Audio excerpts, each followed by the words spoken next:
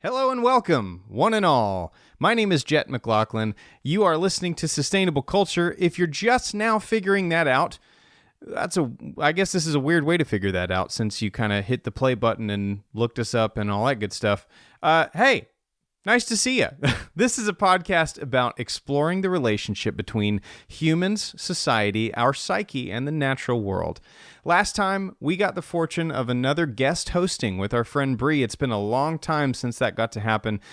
She joined me in a discussion about the switch to electric energy and some of the pros and cons of that whole thing.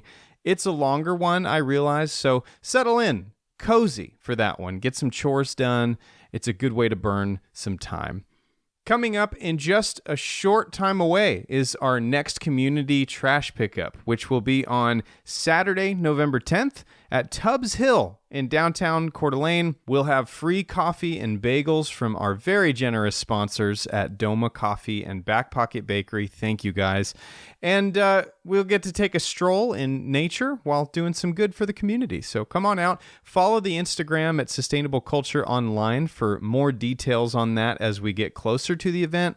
Everyone's invited. Bring the whole family. It's a great way to spend some time outside on a weekend day and to be part of what makes this podcast what it is. It's one of my favorite events that we do. So it's going to be a huge amount of fun. This week, I was honored to meet with Alex of the most charming used bookstore in Coeur d'Alene, Bookishly Happy. We'd never met in person till our interview, and I was delighted by how smoothly our conversation flowed, and it's always a pleasure to find another Dungeons & Dragons nerd who doesn't mind a little trip into Imagination Land. Just an honor to meet Alex, and I genuinely hope this store stays here in town as a permanent staple. It's just a great place to sink into well-loved books. If you're not a big reader, we'll get into some tips on how to get started with it. You're listening to a podcast already, so the way I like to think about it is you're already one small step away from an audiobook, which is another shorter step into an actual physical book. Books have been a big part of how I became who I am, and they've shaped me into someone I'm very proud of being. I've learned lessons, I've had my identity challenged, gone on adventures in worlds beyond my imagining, been guided through grief and some of the darkest periods of my life, all through reading words on a page. I love movies and podcasts and video games and music, but none of those things replaces books and their value to our sense of humanity and existence. So today we'll get into the history of Bookishly Happy, reading challenges, favorite childhood books, and yes, banned books, and some of our ideas surrounding them. So, dear readers, let's open up into this week's discussion with episode 30. In a hole in the ground there lived a bookworm.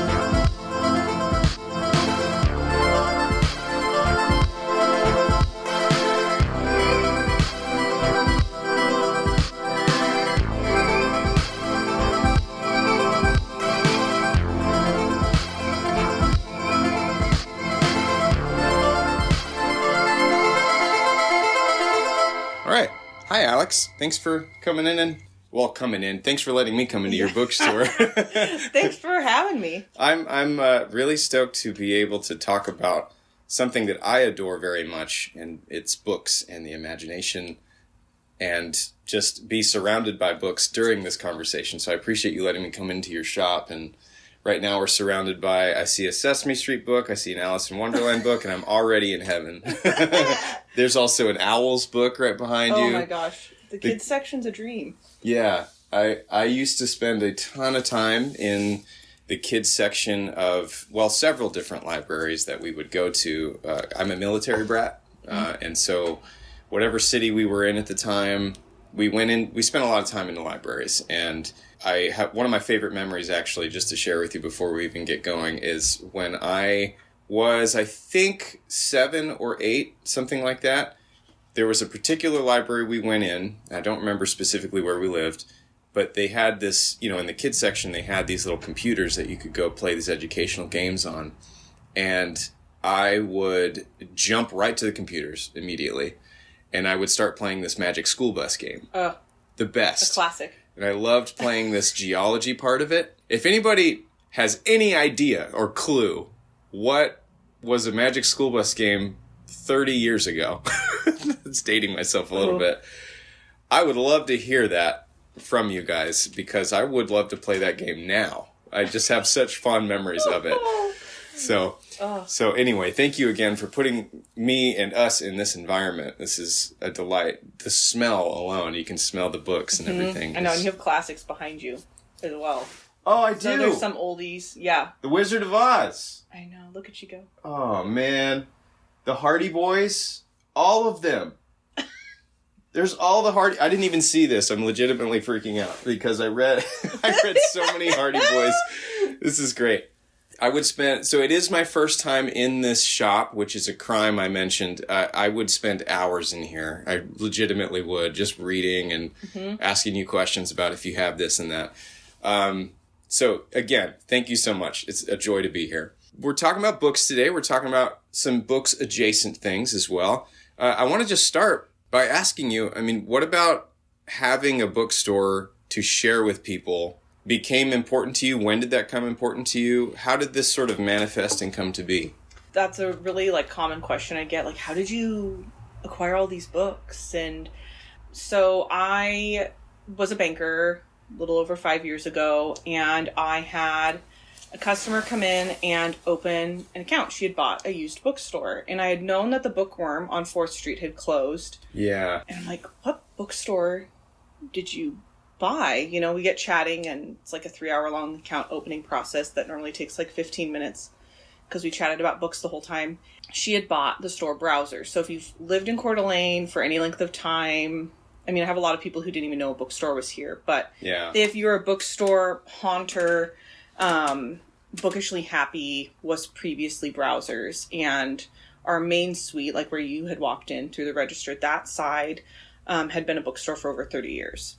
So I bought this bookstore. The new owner had kind of cleaned it up a little bit. It had gotten a little feral, shall we say, with stacks and whatnot. Feral. I love the idea of a feral bookstore.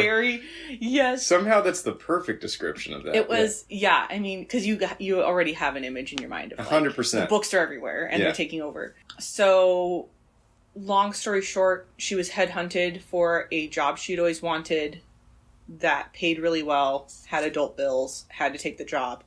For a few months was working the bookstore, 12 to 6. She had her son help her, and had this job in Spokane at 6 a.m. So it was just running all the time, working books. She was selling online as well. And I come across a Facebook post saying she's selling. So I call her as her banker saying why is the store dying? Why are you selling it? So we kind of go back and forth a little bit. I'm just checking up on her. And she finally texts me saying, okay, these people that looked at the store didn't buy it, but I don't know why you're not buying it. And singled out. Yeah, she called me out, and so my husband and I talked about it. I loved my banking job. I like to make it clear I loved working for the bank that I worked for. I'll say that. But I was looking into getting into books, and how can I do that? Oh my gosh, I can't go work part-time somewhere. So let's just buy a business and see if we can even pay ourselves. So, she made me a deal I couldn't refuse to sell me the store. She wanted it to go to someone who loved books and would keep going with it. And so, I deliberated for 3 days, figured out the money side in that 3 days, and gave my notice that Friday to my bank job, which was really wild. So, did she have any other, potential owners that could have done it, or did she just specifically really want you to do it? It sounds like she had an eye for you. So the stock at the store, we curate, I call it a slow mover stock. I don't cull every few weeks or every few months. Things sit on the shelves, and that's generally what the store has been. It was rare books, old books, vintage books, really niche language books. If you had ever been in before, you know the wall of language books that I'm talking about. Mm-hmm. And so people were looking to buy it for the stock to sell on Amazon. And when you sell on Amazon, you generally want things that are going to turn over in 30 days. Otherwise, you're paying rent on those books that you send them.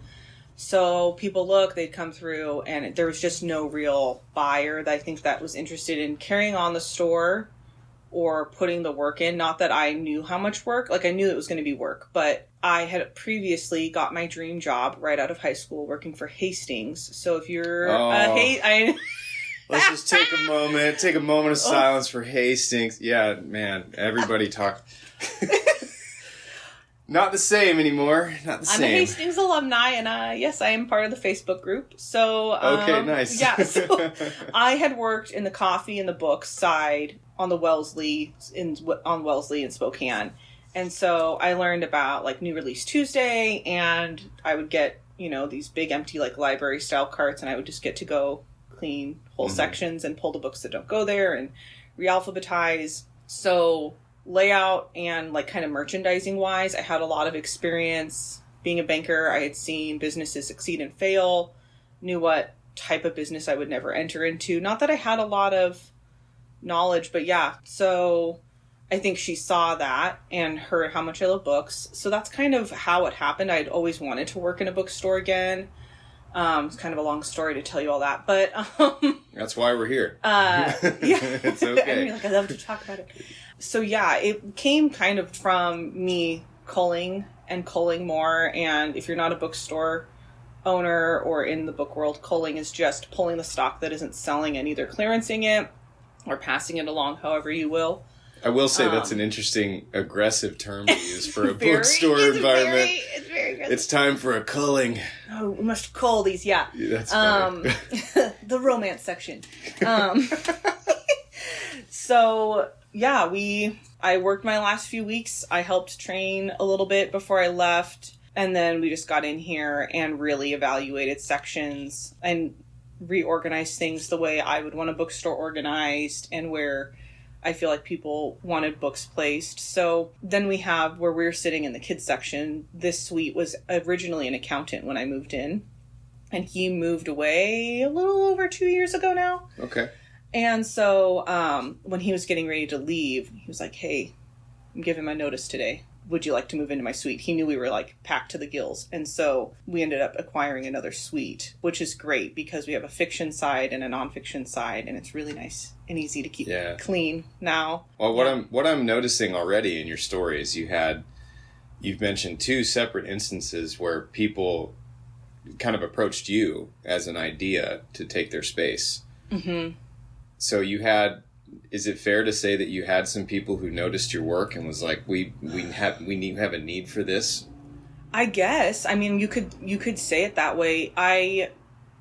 I think I have a little bit of imposter syndrome because I didn't like build it up from the ground up. And I realize like what I have wouldn't be here without the people who came before me. And so sadly, both of the owners who had the store before me have both passed. The original owner just passed recently. So I think, I don't know if they saw that there was something I didn't know about myself. They saw something within me. Like, that sounds like really, I don't know, like cheesy to me to be like, yeah, they saw what I didn't see in myself. But knowing, okay, yeah, she wanted to work in books, but she wasn't willing to go work part-time somewhere. I felt like we financially couldn't do it. So, yeah, like taking a chance that I'm going to make enough money to even, I think that's the funny thing about imposter syndrome. And when you have a sort of, if you'll pardon the expression, like a calling or a purpose that something out there is needing from you, I think it's funny how it's inevitable that you're going to find people who see that in you more than you see it in yourself. Yeah. And kind of yank you out of that bubble. And go, you got to come out here and do this. We need you to do this. And I think that's pretty cool. I'm just noticing that in your story, just in a couple of sentences. I think we're told, like, go do something big. You can change the world. You're going to do great things. And everyone imagines it like either stopping, world hunger or ending cancer or running for president. And it's like this really massive undertaking. Not that we don't need people doing that, but I think for, 99.9% of us, it's not about going out and doing these crazy things. Just in my last little, I'd say, year or so, I'm finally settled into being like the village bookseller, the like, for lack of a better term, and I know you'll get this, the like NPC in a lot of people's stories where I'm there, and I know I'm a human, I'm more than that, but I'm okay with, I might see some of these people once and like, what can I do to like impact their story and not like keep them stuck in my store for an hour chatting about books, but letting people know that they're seen and helping them find a book. And sometimes it's just helping them find the book. And I have this random, Polish poet that someone wants, and they are pumped about it, which happened a few months ago. And I was like, wow, it's like he won the Super Bowl over there in the poetry section. That's awesome. But I think for me, I feel like, oh, well, I should be doing so much more. And this is just a stepping stone. But I love it. I'm in control of my schedule. The books aren't going to email me that they haven't been shelved. When I lock the door, it's now a lot easier for me to just leave and go be at home, go do whatever I'm going to do with my family. And I think there's something to be said for that we can sometimes miss when we're like just chasing whatever it is we're chasing. So I didn't know that the store was going to give me that. And I have a lot of customers who tell me like, we don't know what we do without you here. And I don't feel like I personally am doing anything because they come in, I say hi, and they shop for their books. But I know sometimes it's just giving people space. Maybe there's something to say to that. I mean, when you're doing something that is purposeful, sometimes it doesn't feel like work. You might not feel like you're doing anything, when in reality, that's why it's probably a good idea for you to be doing that, because it doesn't feel so exhausting. It just is something that you're doing well. And by providing that sort of purpose in other people's lives, I'm glad they're here to give me this one Polish poet that I can't find anywhere else. Yeah. Or whatever it is that, well, actually, this is a great segue into our next point, is that, there's certain things that, and I can speak to bookstores in general. I've lived in a lot of different parts of the U.S., having been a military brat, but there's a lot of towns that I've lived in that always have a story, or about 10, about, well, you mentioned Hastings, about these places that used to exist that people miss dearly, that isn't providing that sort of nuanced position anymore because it doesn't exist, and how can you remember, and all this type of stuff. I remember in Coeur d'Alene there was a coffee shop called Java. Yep. Everybody here remembers Java. Yep. Everybody here has a story about why they miss it, and a conversation they had there, or your first bowl of soul. Your first bowl of soul, dude. I remember Java. I didn't live here at the time, but I came and visited my mom, and we went to Java. Because everybody went there. That's where you go. That's where you go. And so I think there's something to say about providing that sort of sense of purpose, not just in yourself, but also in the people that, enjoy what it is you're doing. So with this sort of segue I'm working into here, I'm noticing, there's actually a poster right behind you there. I notice how you have a monthly, what you're calling a sensory shop. I found that super interesting, how you're marketing this. Can you explain what a sensory shop is and how you came up with that, and what kind of adventures you've seen come out of that? Yeah. So sensory shop, the word sensory gets thrown around in, I don't want to say circles like they're these little groups, but in, workplaces and circles with people who work with disabled community, a lot of neurodivergence, people with autism. Have normally higher levels of noise and like overstimulation sensitivities than other people. I did a little bit of research on it, just because I have quite a group of people who come in and we get chatting, and because I'm behind the counter a lot, it is a lot like a bar, so I feel a little like a bartender sometimes, where the book bartender. People just come and they just want to tell you. You're the book tender. Yeah, seriously. They want to tell you what's going on in their life, and it kind of goes back to that having a safe place. I don't know, and it's not because of me. but giving people that space we talked about, like just giving them the opportunity to, hey, how's your day going? Oh, I noticed you got your hair cut. If they're especially someone who lives alone, or, you know, I have a few customers who late in life have been diagnosed with autism, and they're like, it explains why I have no close friends.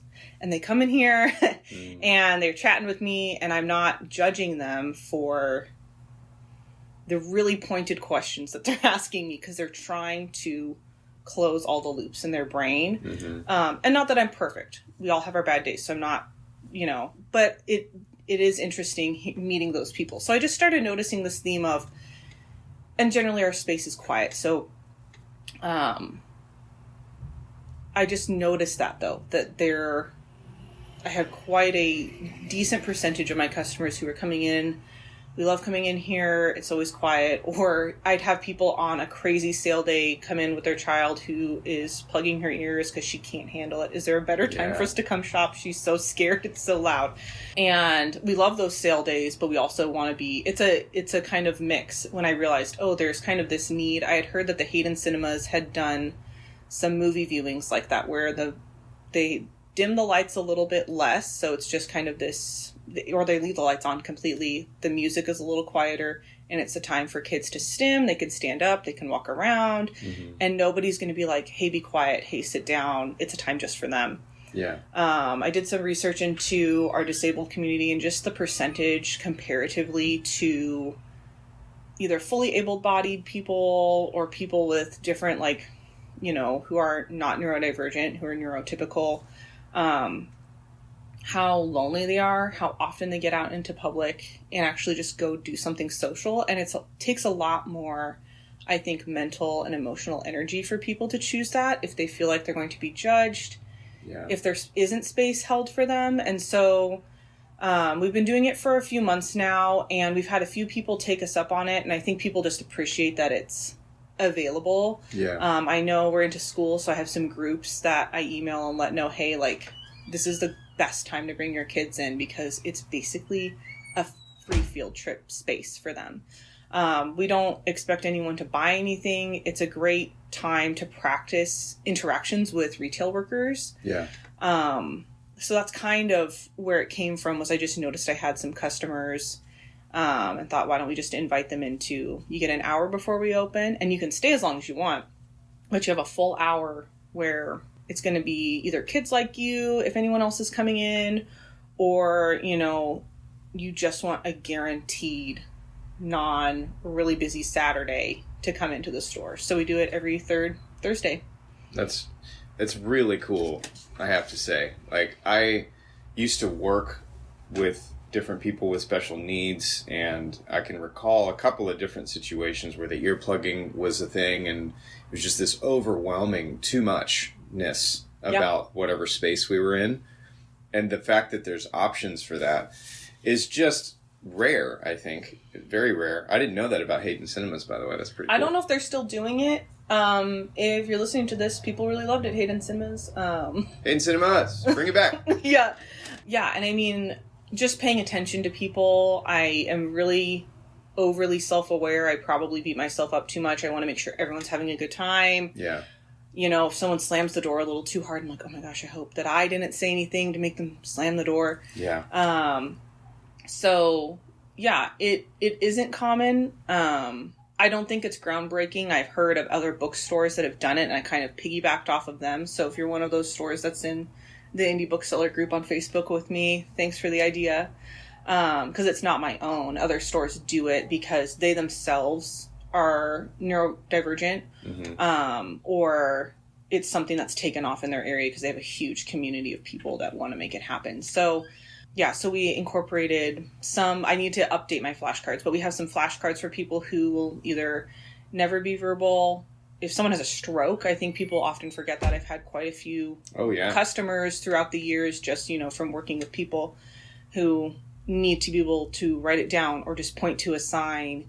And it's sometimes they can't articulate. It's so tiring for them to have, because most of the time they're going to cognitively be there, and, you know, they could have their PhD in something and they can't talk. Yeah. And so I know it must be incredibly frustrating for people to be like, what's your problem? Why don't you just tell me? Because I think people get looked at a lot like that. And so in offering the sensory shops, it made me think, well, who's someone who could be left out? So someone who's deaf. I don't sign. I've thought about needing to learn just basic sign. Same here. I gotta learn ASL, man. Every time I can't do it, I'm reminded of how sorely of a missed opportunity that is. Yeah, and so just having basic signs, it gives them a safe place too, especially if they're little, to practice pointing to the sign and getting comfortable, because we are strangers. Like, I'm here, I live here, so it's really comfortable for me, but when I have little kids come in, like, I'm not talking to that chick. You know, and sometimes they're really chatty, and I get to learn about every Pokemon that ever has or will be. So I'm laughing at that because first off, I was the original target market for Pokemon. Don't want to brag, but I was 100% in the front row seat for that whole stiff situation. Oh. Man, was I there for it! And now I have a younger sister who's now 16, who is very much a Pokemon kid, who is very excited about it, and I adore it, and I am reminded sorely how out of touch I am now. It's changed. With it. I wasn't even a Pokemoner. Yeah. It's changed. I know because they've told me. Yeah, it has changed. Oh, it's different now. Oh, yeah. I'm sorry, that's really funny. So, Sensory Shop, look into that. I think it's fantastic. What's your Instagram page, by the way? It's Bookishly Happy CDA, is that right? It is right. Wow. Wow, excellent. I remembered that. Woo! Go to Bookishly Happy CDA and look into the Sensory Shop. I think it's the most recent post, if I'm not mistaken. Yeah, I pin it the week of. At least at the time of this recording. Yeah. It's very, very cool. It happens every month. And if you or someone you know needs less stimulation while you're checking out books and just need to talk about them, there's a place for you. And there's many, but this is one of them. I think that's very cool. I want to switch gears slightly here. I've been thinking a lot, especially lately, about digital mediums and how books tend to kind of interact with and also sort of face off with that. And it can be useful for books, but also kind of at odds with it at the same time. So, because I listen to audiobooks a lot when I drive. Mm-hmm. I love audiobooks in certain ways. I don't think they're a replacement necessarily, because I love the physical feeling of a book. And I mentioned the smell earlier, and I like this being surrounded by bookshelves that are full of worn out books. You know, to me, that's like a well-loved thing. And so what could you say that books have given you that digital media cannot? Oh, it's like the biggest question next to how did you get the store? But people ask, how do you survive, basically? Because paper books are dying. And they're not. Don't worry. No, I think they're kind of on an uprise, actually. They are. Yeah. They are. There's more. I don't know how many people have signed up to be part of the American Booksellers Association in the last even 5 years, but it's on an uptick. Paper books carry a level of nostalgia that electronics just can't. Now, and I just in the last couple of years have become an audiobook person. When I'm on a walk, I'll put them on. I'll vacillate between podcasts and audiobooks. And we work with Libro FM. They're an indie-based audiobook company. They support local, so I sign up and I can select my bookstore as Bookishly Happy. And when certain sales are made, we get a portion of those sales. So it's really cool. All we have to do is say, hey, go to Libro FM. And they have a teacher program where teachers can get free audiobooks, and then a bookseller program. So we're listening to these audiobooks before they come out. So it's super generous. It's a really cool program, and it's the only reason I listen to audiobooks. So I love the audiobook for maybe taking a chance on something. Yeah. And audiobooks can be really expensive. So I say that taking a chance.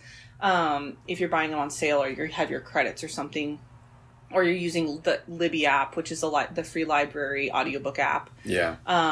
If I'm wanting to take a chance on something, I really enjoy that. But paper books just carry, they're very tactile. And even though you're reading and you're not like doing something with your hands, like putting the blocks together or as a kid in school, counting out the number of apples that are in front of you as a tactile way of learning. Yeah.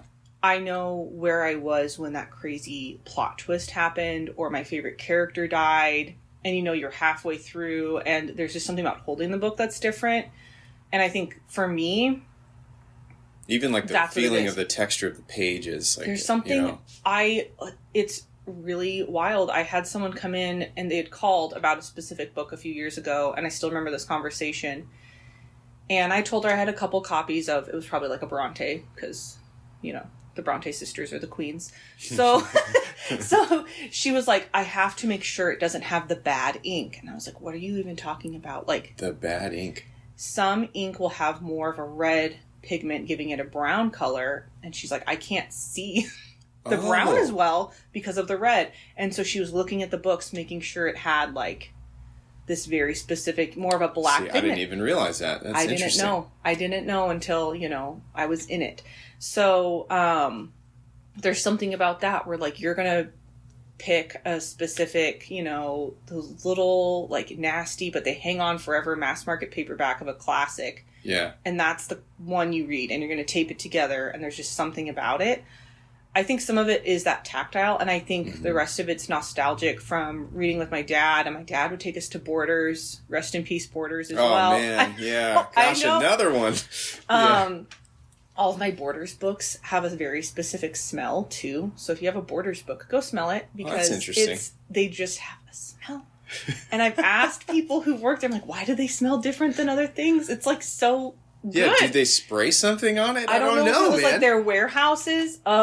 But yeah, there's just something I don't prefer to read on a screen anyways.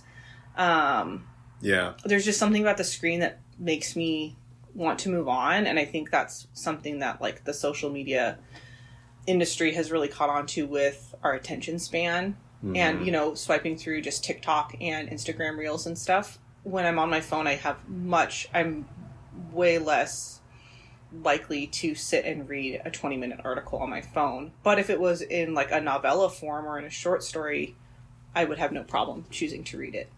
Well, gosh, you mentioned TikTok and social media. I want to touch on that in some detail. But first, I want to take a quick break and hop right into that right after the break, because I have specific stuff I actually want to talk about regarding that. Yeah. So, quick break time.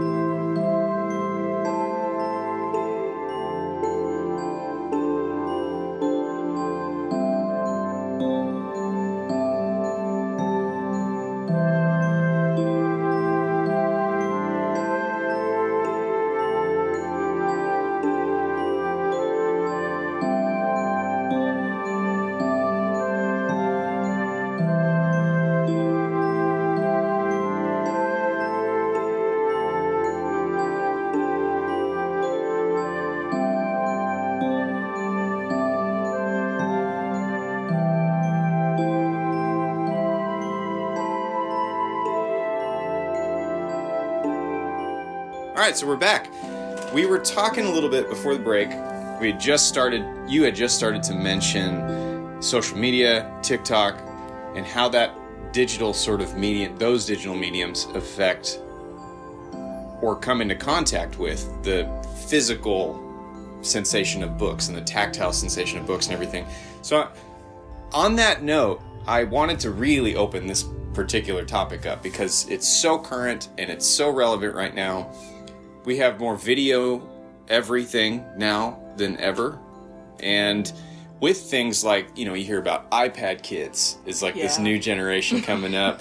And you hear about TikTok and you hear about, well, we were talking in the break, a lot of video games and things like that, that are in some ways a way to interact with books, some of them, or at least based on the story of books, not to mention movies and things like that. So I have a friend who was talking about the challenges with her kid growing up and not being super interested in reading, and they're trying to figure out strategies to get him interested in that. And I hear about this more often now, I think, than I've heard about it. Probably because of just how many things that there are to distract you aside from books. So I'm just curious about what about when kids don't show interest in reading? What do you have to... I'm just kind of curious to open up this discussion and see what you've noticed in your journeys of just owning a bookstore and interacting with kids and strategies therein. Do you ever see parents come in with kids that aren't interested in books? Yeah, and I mean, it is interesting if it's someone who I know is a dedicated reader and they're reading paper books, and that's really key. I have some parent friends who read on a Kindle, read on their phone, and they started to realize all my kids see is me on my phone. They cannot, depending on how little they are, equate that to a book. They don't understand that it's the same as the book that's sitting on the shelf. So they switched to reading paper books. So their kids saw, okay, mom and dad are reading paper books. That looks like something I want to do with them. It is an odd situation when someone is a huge reader and they are reading like the physical book and their kids are like, nah. Yeah. I think it's just something that people, like, my mom's not a huge reader and she works for me. She loves a book to movie though. So you should ask her what she thinks about the movies. And part of it is I'd rather be doing other things, which is inconceivable to me. But I think some people either have too much going on in their brains where they're just, I can't sit still. Can't sit still, yeah. Every once in a while I'll hear someone go, that's the most boring thing. And I told them to get out. But I've heard it put, just to support your point, like books level boring is a phrase I've heard before. And I think that's such a shame. People are missing out. Yeah. You're all missing out if you're not reading. Yeah, when it comes to kids and not wanting to read, sometimes I think there can be something to do with dyslexia. Maybe they are just a slower reader. I have plenty of friends who are really slow readers, and that's not to dig on them. They'll say, yeah, I'm a really slow reader. Don't get me something and then expect me to read it by next week. Or I'm the person, if I really love a book, I can read a 300 to 400 page book in a couple days at the most, if I have the time. Yeah. Wow. Where it would take other people, 2+ weeks. And that's them dedicating hours every night to reading it. So knowing that I didn't have any learning disabilities surrounding reading, my parents really encouraged us to read. And sometimes I think you just get into it later. Not that I think everyone needs to read for 5 hours a day, because I think there's a level of that also is unhealthy. Even though when we're done here, that's what my afternoon is, making soup and reading. But I've noticed when talking to school librarians, and especially parents, we have books like The Diary of a Wimpy Kid, we have Dog Man, and they're more of a graphic novel style. I would consider them a graphic novel. They're not going to have much text. They're going to be more pictures, and they are great for getting kids interested in holding the physical book. Yeah. For me, it was like comics, graphic novels, like you say. And the percentage of higher level vocabulary that is in a graphic novel or a comic book is, especially words per page per book, is higher than their average book that they'll be reading at their reading level, which is kind of cool because they're going to learn new words, but they're also just reading less. And there's nothing wrong with that, because honestly, if they're struggling to get them to read a graphic novel style situation, the Amulet series is really popular, and it's an adventure series. I don't see it super often. It normally seems like, especially in bigger families, it's just a mix of, we've got our readers, and then we have our kids who read because we make them. And I think some people, it does really take them getting out of that learning space. I read all the way through elementary, middle school, high school, and I had a couple years where I didn't really read a lot as a young adult, but I was also in the throes of figuring out my own budget, how to manage my time, adult relationships. I didn't go to college, so I wasn't studying, but a lot of people who study, and especially if you're going for like your master's or a doctorate, they're like, yeah, when I'm done, I have a friend who took a vacation and read the whole vacation, whatever she wanted, because she's like, it's been 4 years of textbooks. Yeah. So I think there's a level that maybe they feel like they're having to read so much in school that it's not fun to do at home. And I don't know if that's anyone's fault. I see a good balance, though. We have a lot of kids who come in here who really love to read. They're going to tell you about that horse book, and they need something new. All of my horse girls, I love you forever. Shout out to the horse girls in the audience. This is horse girl right here. North Idaho, we got a few of those. Yeah. We have some animal books. And it's like, have they just not known about a very niche series that's going to catapult them into learning about, those like modern classics? I found that boys can be really hard to sell to. I don't know what that is. Girls seem to be a little bit more open to like taking my suggestions, and some boys do, but a lot of times they're like, no, I don't want any magic. I want the mystery, and I want the character to look like this, and they're very particular about what they want their story. I'm like, why don't you write it, my boy? But it is a good mix. So when it comes to kids and reading, what I've seen are the parents who are super intentional with reading and reading to them and reading themselves seem to have a higher percentage of their offspring that are choosing to read on their own and come in and can hunt for their own books, and they learn where the sections are, and they're really excited because it always is changing what we have in here, and it's always changing what the libraries have too. So yeah, I mean, I can recall when I was a young adult, like, I say young adult in the terms of book audiences, age-wise was probably between 12 and 15-ish or something like that. Gosh, I got hooked on, I mentioned Hardy Boys. It's right behind me. Read a ton of those. I can remember reading the young adult version of the Left Behind series when I went to church and stuff. Could not stop reading those. Animorphs, guys. You're missing out. You don't remember Animorphs. You're missing out on a whole era of humanity. I'm so glad you brought. I was really hoping you would say Animorphs because, which is so weird. I'm so glad. Golden memories from those. There was a TV show. Do you remember the TV show? No. They had a TV show of cable Animorphs. Show? I think probably, or a Nickelodeon or something like that. Oh my gosh. Probably wasn't good. I remember it being great. It probably was bad. I don't know. The number of people they come in and I'll have some Animorphs. Oh my gosh, amazing. There's just, when I say modern classic, that's exactly what I'm talking about. Because you're talking about a cultural moment in history, Animorphs. When you put enough people in a room who remember specifically what that is, which is kids turning into animals. If you don't, they're morphing into animals. Yeah, I don't know if the name gave it away or not, but it's definitely, there were mind controlling alien leech slug things that would control. Anyway, it was one heck of a story, group of stories. Goosebumps. Yep, stuff Goosebumps like that. Are still kicking. Oh. Yeah. Yeah. Speaking of old TV shows, oh man. Yeah. So I can recall things like that really got me hooked into reading. Definitely comic books, as I mentioned. Mm-hmm. I was a huge DC kid growing up. Loved the DC comics. I didn't really read Marvel stuff very much, which is weird because I like Marvel movies now, but not so much DC movies. Sorry, DC fans. We're all there. Yeah, it's... It's interesting what gets kids into reading because when I think about... Because basically what I'm working towards is asking you what you might recommend for situations like that where kids are having a hard time getting into it. Mm-hmm. For me, when it was like DC Comics, for example, just since I'm mentioning it, not only did it expose me to reading, but I think it's a surprisingly high level of reading. And some of those, some of those are very adult stories.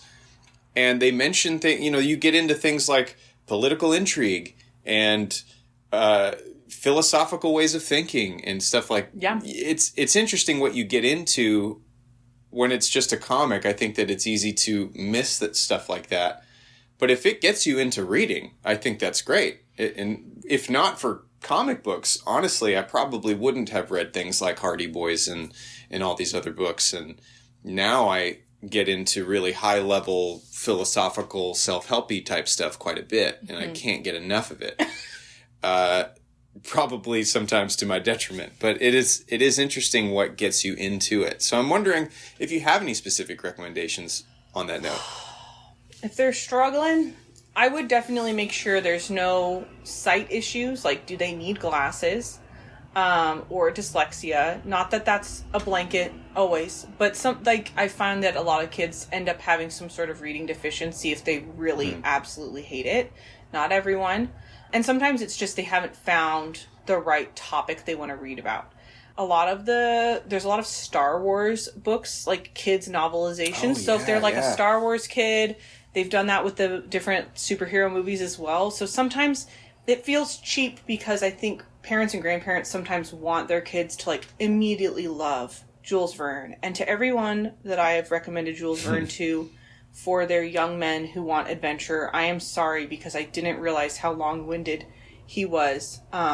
Those are big books. Lots of words. Lots of just prose, huge paragraphs. So I'm sorry.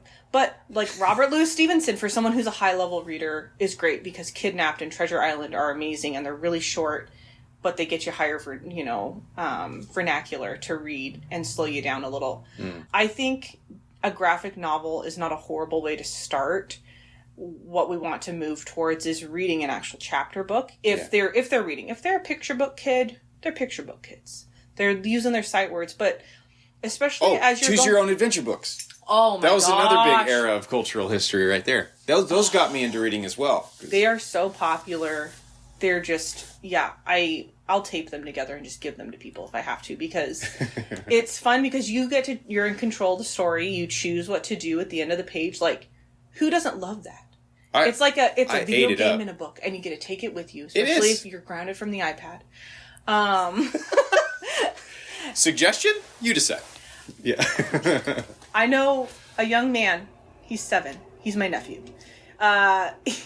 When he reads all of his books, and he'll read anyways, but he just brings all of his books with him if he is not allowed to use that iPad, and it's really cool to see him do that. So I think, finding a topic that's interesting to them, and sometimes it's a hit or miss, you just have to kind of play around with it. And I think the big thing too is they don't have to love that book. That's why I love having a used bookstore, and I'm full for all indie bookstores. But you can take a little bit more of a chance because you're going to pay $1, a couple bucks. Or you're going to the library and you're checking it out and going, okay, well, that one wasn't a win. We didn't really enjoy it. Why did we not? And maybe figuring out the why. So if they're an animal kid, tons of animal books. Are we needing some mysteries? Do they want to figure out what's going on? I find that there is a small percentage of kids who will read kind of fantasy, sci-fi, and more things happening in the real world, like a Gary Paulson, Lewis Sackar, Gordon Corman, who are going to be more real world situations, less fantastical unicorns and just magic, or we're going to space kind of stuff. There's a small niche, and most of the time I see kids sit in a camp of one or the other. So finding out, your threshold for what magic you allow, if you're going to have any restrictions on it. There's just so many different things to read. I would find a topic that they're really interested in and either get a topical nonfiction book. I have a boy who only reads nonfiction, and he hunts around in my history section. That's cool. Yeah. For the big, coffee table style books on different war and swords and military military through the ages. So I think that, and then being okay to maybe scale back what they're reading to a level of, okay, we can do some graphic novels and maybe kind of earn the thing that's it feels like a treat, which would normally be a graphic novel in this day and age. But finding things they enjoy so it's less of a chore. Goosebumps are great. And I know some of these series also haven't had updates. They're either out of print or they're just not being updated. And kids will be like, that's not scary enough, or it looks old. there's just a level that you have to push past it. Mm-hmm. And it's up to the adults in their life to like sell it to them. Like, nope, amazing. I love spooky. You're going to love it. And you have them try one. And you don't put any pressure on them. I think there's a lot of pressure put on the littles to be a certain way. And when it comes to reading, you just need to find something that they're willing to read. Yeah, in general. One thing I loved about Goosebumps was that it was spooky, not necessarily scary. Yeah. And I'm the kind of person that just can't really... I just don't get into scary movies much because my imagination is so active. Yeah. I will literally have nightmares for like a couple weeks after watching one. It's happened multiple times. And I'm a grown man, and this is just part of... But it's just so funny to me how that still happens. But like part of what I loved about the Goosebumps series is that I would be creeped out, spooked out, but I was so intrigued at the same time. The specific one that brings me back is the Monster Blood ones. I don't know if you know those ones. Oh. Monster Blood. It was like some kind of... I seem to remember... I have vague memories of it now, but... It was like a story of, I don't remember where it came from, but it was monster blood.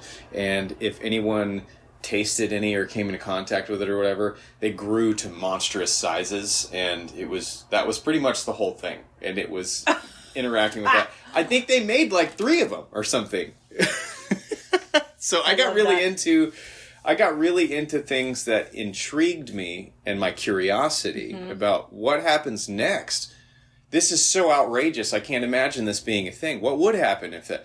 And it was that inviting that wonderful childlike curiosity. Yeah. Inviting me deeper into the rabbit hole, so to speak. And it was always really fun.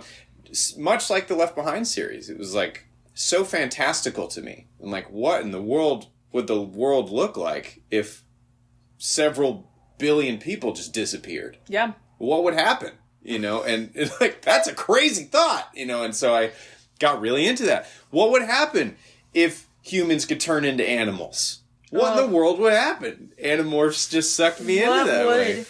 That's ridiculous. Well, I gotta read that, Yeah. And I love this topic. I love kids' books. And we have to remember, too, kids are, yes, like parents and adults are experiencing life for the first time as well, but kids are experiencing everything we've known about for years for the first time. So they don't know what they don't know. Mm. They may not realize that they need that DK book on space because they didn't know that existed. That there's just books about the topics that they're learning about in school that if they can't stop talking about it and they don't have a book on it, you might want to maybe find a book for them about that thing. Mm-hmm. Narnia. That's another one. Big classic. One. Yeah. The Horse and His Boy, I think, is... The Horse and His Boy. My favorite. Oh, such good ones. I'm loving adventure. Bringing these up. I'm getting such feels by just talking about them. My adrenaline is like, yes! Yeah. The Hobbit. Hobbit's technically a kid's book, so... I was going to mention that. So The Hobbit is probably one of my favorite books of all time, fiction or nonfiction. I just adore that book. I've reread it many times. Yeah. And I know the trilogy is fantastic, don't get me wrong, but something about The Hobbit is so special. And this is all just to say that it is technically a kid's book, but it's a depthy read. It's not a light read. It isn't. But it's also, it's not The Lord of the Rings. It feels different. It feels lighter. Like adventure for adventure's sake, and I love it. Yeah. I love a good adventure, so. It's got wizards. Guys. It's got a wizard. It's got so many dwarves. A dragon. It's got a dragon in it. I appreciate your suggestions. I hope it helps somebody. Yeah, I think that is a real struggle, though. I think that it is difficult, especially when you're so passionate and have the feels like we do for certain things that you were so into and have experienced so in depth, that it can be difficult for, and I'm not a parent, but I know it can be difficult for parents to be able to push their kids into something when you have such passion for it and they don't know what they don't know, like you mentioned. And and there's a level of mom and dad are telling me to do it, so I don't want to do it. Yeah. So if you come into the bookstore, you can come into my bookstore, that's fine. Sometimes it's just that somebody else is saying it. Mm-hmm. And I find out later, yeah, I've been telling them to read that series for, 6 months. Go to the library. The librarians are there to help you. So if you're struggling, hey, what's a good book for a second grader who's reading on their own, but they're not really enjoying it yet? And the librarian can help you. Booksellers are here. We literally get paid to help people find books. So that might be another thing, is it could be just because parent/guardian is recommending it. Sadly, and there's a is, little, yeah. and I mean, I say that as my dad really wanted me to read the James Herriot All Creatures Great and Small series for I don't even know how many years, and I finally read it, and I was like, Dad, that was a good series. He's like, oh yeah, you think? So, sorry, Dad. Well, I used to read see that a lot when I was doing math tutoring. I had this one student who was 14, and there was a specific strategy I recommended taking to solve a certain problem. Yeah. And I remember his mom pulled me aside after our session that day, kind of flustered and just taking a deep breath as she was telling me this and rolling her eyes. And I remember her saying something along the lines of, that was exactly what I told him to do. But he didn't do it because I'm his mom, and was so frustrated. And I was just trying to hear her out and talk to her. I'm like, I can only imagine the frustration. It's just because I'm an objective party. Yep. That for some reason that is considered more valid. But as a parent, you are that safe space. You're the punching bag sometimes, as much of a struggle as that is. And yeah, maybe it's about getting into more environments like a bookstore, like a library, where there are more objective third parties. And there's school librarian. If you're in school, they can give recommendations. And sometimes it's just somebody, I don't know what makes me cool, but apparently I'm cool. And there's something about having that outside party.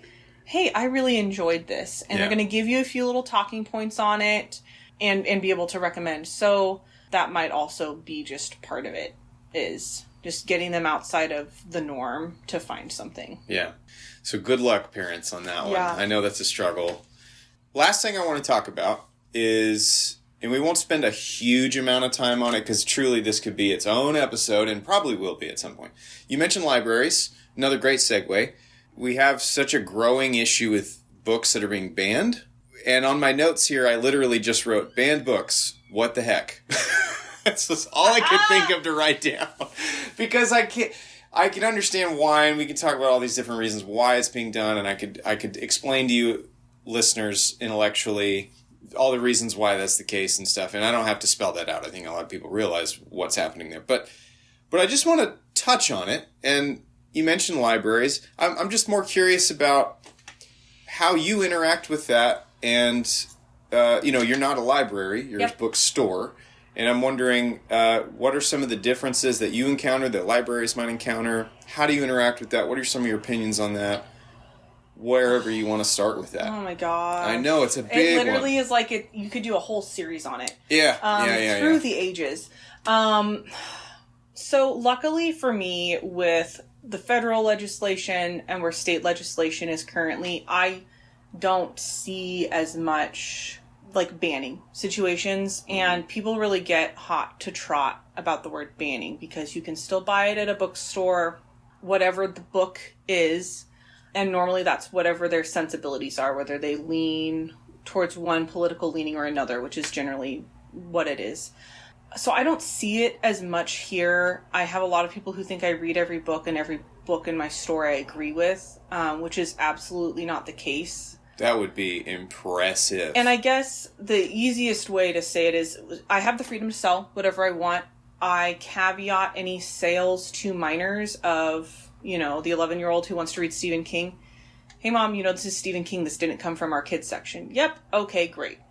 Parents are in full control of what their kids read. And if you're giving your kids access online, they're probably, you have access to everything. So, within my store, that's kind of how we manage it. If we don't know someone's age, we'll apologize. Hey, I just have to make sure you're over 18 because you're buying adult books. I don't want a mom and dad yelling at me. We don't have any restrictions on what we can or cannot do. It's all under my own purview as the owner. Within that, I'm still not going to solicit nefarious materials to children. I feel like I have to say that, which is like crazy to me, but I feel like I have to say that. And it is crazy, but yeah, I agree. My thought on bookstores is really what drives my thought on banned books, I think. When you asked me to come on and you mentioned it, I was like, I gotta really organize my thoughts, because it's such a big topic and it affects people, you know, in different ways. And we've seen it throughout history. But really what it comes down to me is bookstores and libraries are... Booksellers and librarians are gatekeepers of knowledge. And for me, as a general read store, so I don't have a specialty, I don't do one genre, especially being that kind of a store, I have to take things in that upset me. Oh, yeah, I do not agree with that author's thought on life. That's interesting to me, yeah. I don't need to agree with everything that I sell. I need to be able to speak objectively on it. If someone was to point blank ask me about something and it was the right setting, I would be happy to have a conversation with them. But my personal beliefs cannot drive every single book that I bring in here, and I cannot conceivably read every book that's here as well. And I think the same goes for librarians. So, especially when it comes to, you know, your kids' area and nonfiction, what's really history? A lot of people say history is written by the victors. So are we getting both sides of the story? Unless something is hotly debated, it's going to go in the section that's labeled for on the book. If I have to Google it, what I can find with that information, or what it's overtly, you know, pushing towards, psychology or Native American history, or even just a simple craft book. So that's kind of my basic thought is, I don't think we should censor what we carry if we're carrying everything because we don't agree with it, because we don't, you know, believe that that voice rings true. And that, I feel like that sounds really fruity-tooty and like mystical. But if I believe what I say I believe about us being that for people, especially libraries, because how many people, especially in the area we live in, can't afford their rent and their basic necessities, but they're not going to go buy a book. They need to have access at the library. Yeah. And I know there's a lot of angst around certain topics right now, and I'm talking more in like a broad sense, because like name a topic and that can be the banned book of that, you know, decade. Sure. And it can go back and forth. We're just seeing it lean certain ways right now. Whether I agree with specific lifestyles or not is like not even the question. It's how do we let people who want to have access, but also truly protect our kids, because that's a big conversation, is we don't want kids reading things they shouldn't. And my thought on that is, if it's really upsetting to you, be the one to take your kids into the bookstore and into the library. Yeah. And be with them. Because there's a legitimate argument to be made there with, you know, when kids' brains are still developing, which is for a long time, you got to be careful what you're inputting into that growth process. Absolutely. Yeah. And we don't carry absolutely everything here. When I bought the store, we let things ride for a little bit. And then I did sales and I did some culling. And diet books don't sell. Textbooks, like college textbooks, don't sell. And political books don't sell. Really? Like, I'm a senator. Here's my life story.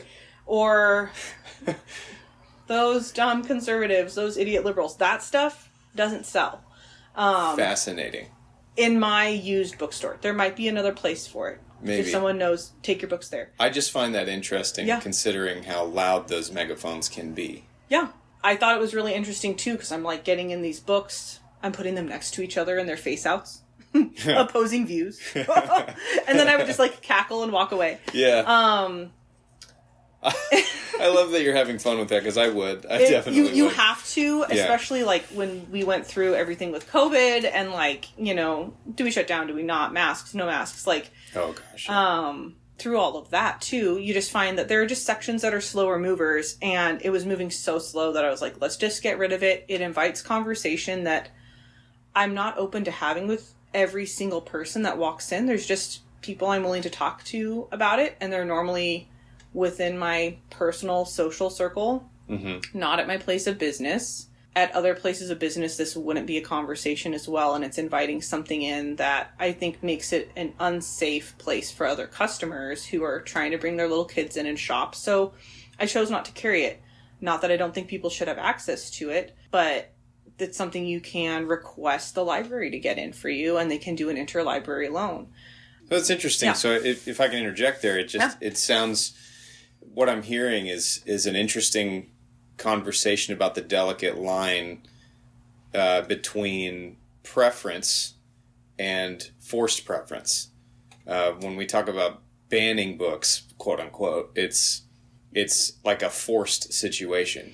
We, as a certain body of whatever, consider these books unsafe for literally everyone to read, and we're not going to let anybody read these. But in a bookstore situation, it's almost like you seem to have a lot more freedom over just more personal, preference in that way. Of like, as this bookstore, we deem this as like, it just doesn't work for our customer base. Yeah. Therefore, we're just not going to carry it. But as you were mentioning, I like what you were saying about, I'm not saying we shouldn't have access to it. It's like that access is what we're talking about almost. Yeah. It's like that something being accessible is really important, I think, to most of us.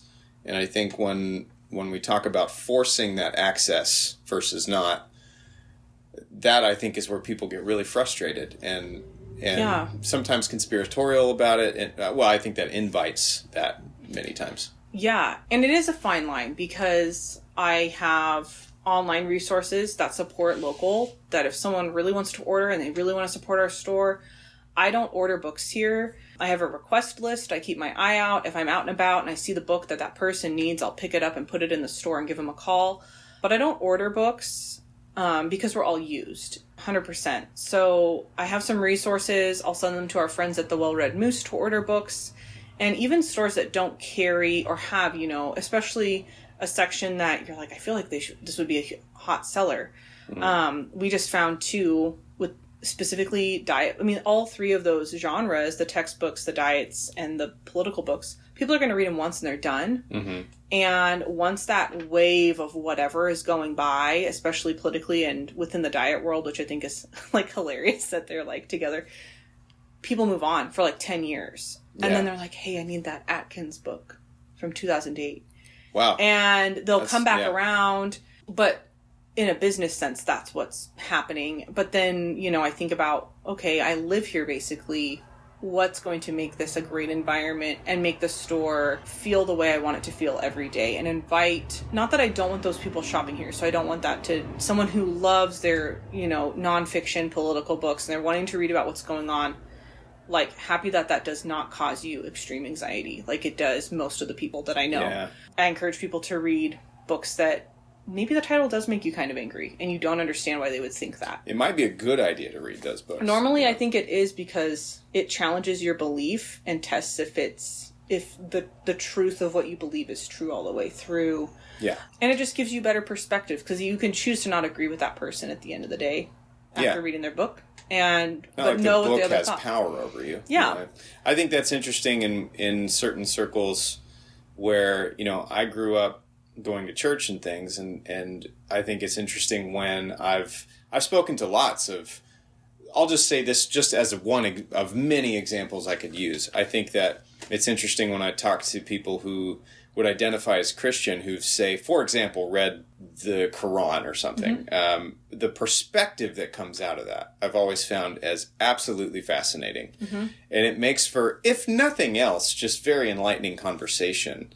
And I think it's great to be able to challenge yourself and your own identity, although it can be uncomfortable to do that. It is. To just kind of, I think it brings a certain amount of presence to your life, of reminding yourself who you are and why.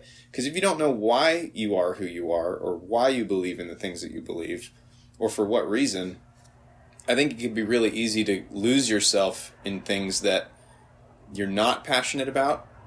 And I don't know, life without passion just seems very dull to me. Mm-hmm. And I think that there's a certain sense of identity we get out of being challenged.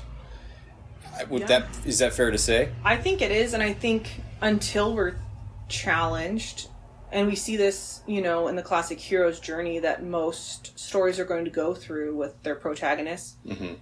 That person has to be challenged. Your main character or yourself needs to be challenged to know who they are, maybe know who they want to be, realize who they're not being. And it comes from not always having a dissenting voice around you, but like we were talking about earlier, I think beforehand, just those people who are willing to just shoot straight with you. You have that paired with reading a different perspective. And it doesn't have to be polar opposite, but something that's like makes you kind of uncomfortable because you don't know how you truly feel about that topic. Or even reading an author that you know a lot about their personal life. There's a few authors who have come out and have had huge abuse cases, but they've written books that have like changed, like specifically Mists of Avalon by Marion Zimmer Bradley had a huge uproar about who she was personally. But Mists of Avalon, I think for the Gen X like age, was life-changing for so many women to read that like take on Arthurian legend. But can we separate the creator from the creation? Can we move past that? Like, then that's a novel. That's not even reading nonfiction we don't agree with. Can we move past it? Does it change how someone thinks about themselves? Because I don't think people necessarily idolize. You can, but you respect this author for creating this work and then find something out that makes them superhuman. Gosh, yeah, that's so true. I think of a popular one would be, speaking of art from artists, I think of Michael Jackson, for example. Like, his music fundamentally changed everything that came after it. It affected it, at least, strictly from a musical sense. But then you have these differences in opinion of who he was as a person and everything. It's just, I love that topic. I would love to divulge into that another time. I think that is fascinating regarding what they've done culturally for what we live in. And also, it is important to also address who they are as people, too. Both can be true. But it's tough to kind of make room for that sometimes, I think. It challenges us within ourselves. And I think that's what... Read for whatever reason you want to read. I have people who read only romance. They're never going to read anything else because their life is stressful enough. Yeah. And they want their Hallmark movie in book form. And that's perfectly fine. And I have people who are only going to read history because they can't get enough of it. And, and then there's people who are in between. I think, as you've been asking these questions, what a lot of people forget when we get really siloed into our own thought process is a lot of our life, whether you realize it or not, is whether you're doing a good job of this or not, as well as wanting to connect and find humanity in what we're doing, whether you realize it or not. You talked about creating the bookstore. I don't feel like I've created anything. I hope, that we're some people's favorite bookstore, that they love coming here, that they feel safe here. I know that there are people who come in here and I'm the only social interaction they get every week. And I have to constantly remind myself that because we're pretty social people, my husband and I, that our world is not so small, but for some of my customers it is. And it's the same thing with choosing what to read or not. And we get really heated about book banning. And I think not that we shouldn't fight for things that are righteous, that are good, but are we going to lose our humanity as we do it and demonize other humans who... Obviously, we have those evildoers in the world, but most people I don't think are on a mission to derail all of society. They have a differing opinion from you, whether, whatever camp you sit in any topic. And I think we easily lose our humanity as a culture. Yeah. And so, you're asking, you kind of gone through this, and I'm just like, so much of, I get really like spicy about people being mean, people being angsty, and I have to remember they also are coming in with their own lives. We don't know what's going on with them, and it's not my job to judge them for that. Now, if someone's being inappropriate in my store, like, They're not going to stay around long. Yeah, but, there's a line. You know, oftentimes it's a, hey, how's your day going? And it just snaps them right out of, you know, I've had some really incredible conversations by the times I've chosen to just ask that simple question. Or it seems like you're searching for something and you're not finding what you're looking for. And you hear about the lady who's looking for anything to do with her dad who died in World War II. And it's like, oh gosh, yeah. You know, like all of a sudden it's like, super wow, personal. You know, get out of your own head, Alex. It's not about you. Let's try to help this lady. So, you know, and that's just one example. Or, you know, you find out that someone's house just burned down and they just don't know where else to go because it literally burned down the night before and they're just out trying to process. Yeah. And they just need to be left alone. Yeah. So I think that's a big thing for me when I think about it is I don't want to demonize one group or another because in the end, we're all humans. We all still have to do life together, whether I'm going to meet you in person or not. Like, you know, there's that butterfly effect that what you do does affect other people. Mm-hmm. I, for one, am glad you own a bookstore.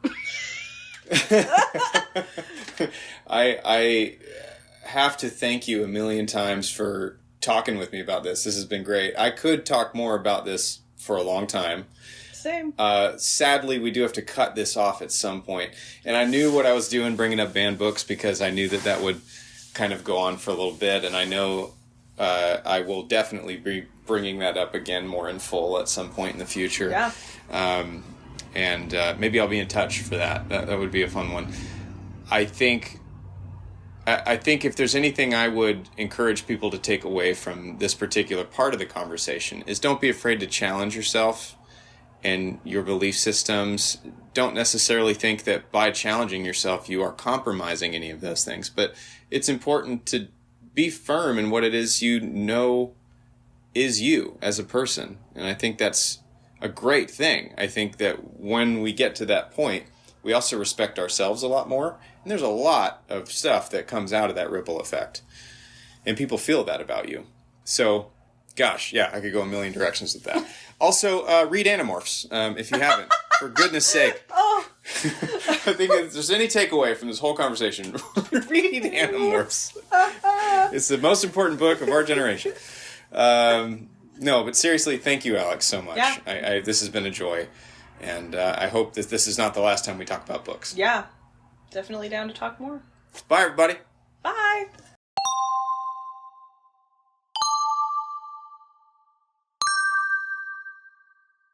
Thank you so much for listening, guys. Check out Bookishly Happy. This shop is seriously the most charming place you've ever been to. It's Bookishly Happy CDA on Instagram, and look them up in Coeur d'Alene when you're nearby. Such a charming place. Remember to mark your calendars also for the upcoming trash pickup event on November 10th. There are further details soon to come. Follow us on Instagram at Sustainable Culture Online for more info coming up this week.